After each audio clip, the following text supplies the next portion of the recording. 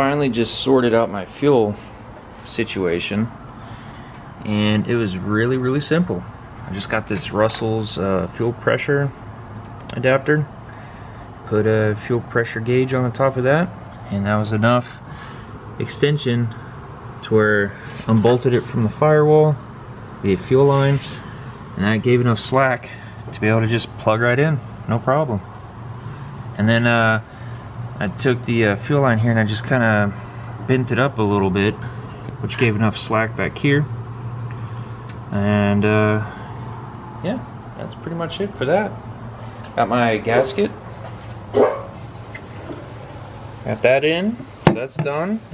My radiator's in. That was kind of a pain because the motor mounts lowered the motor, and I guess it put it forward just a little bit, so I couldn't, with the pulley now, I couldn't just slide the radiator and the fans all in at once. So I had to put the radiator in and then the fans, which was kind of hard because I kind of had to like snake it down on in there. But got that done. The steam vent here goes along, and then I had to bend it down and towards the passenger side. I was able to get that on.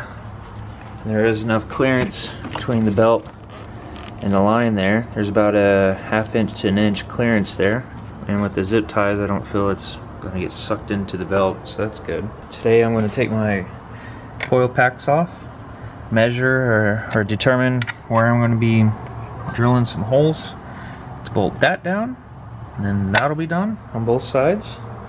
Then I'll be able to put my reservoir back with the bracket and everything. I got my heat exchanger mounted and done. Made these little steel brackets here and just drilled some holes and popped them on in either side. Real simple. There's not a whole lot of planning that had to go into that. My lines are all done here. Had to do a little snip here so it's more of a straight shot here, so there's less of a bend. Just kind of runs underneath. Had to cut this out a little bit. Goes in there. And it just kind of runs underneath all of this. Comes on out here. Goes to the back.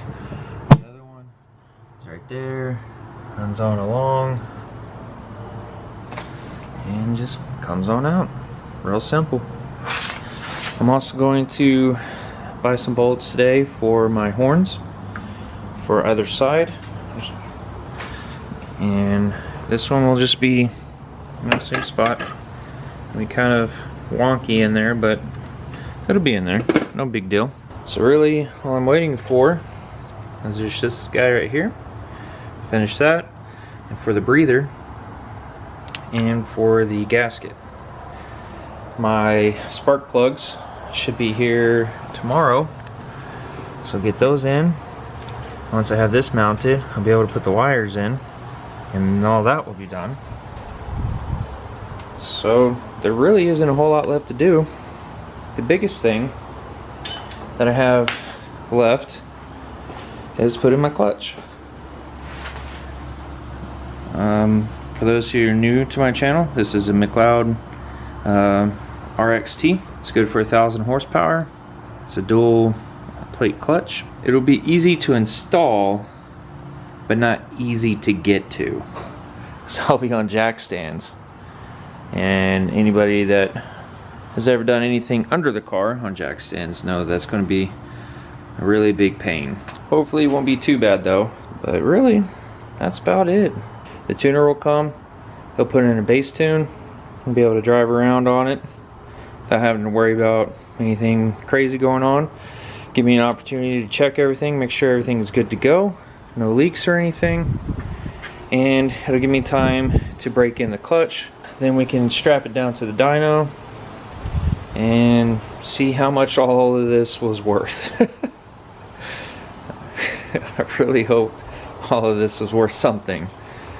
Something in the 650 range, hopefully, because I'll be on 93 still until I buy a fuel pump.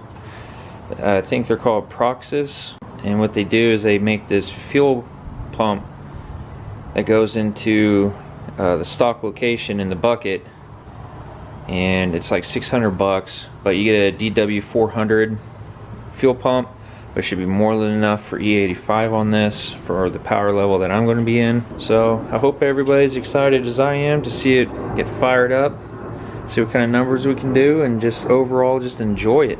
Thank you for watching, and please subscribe.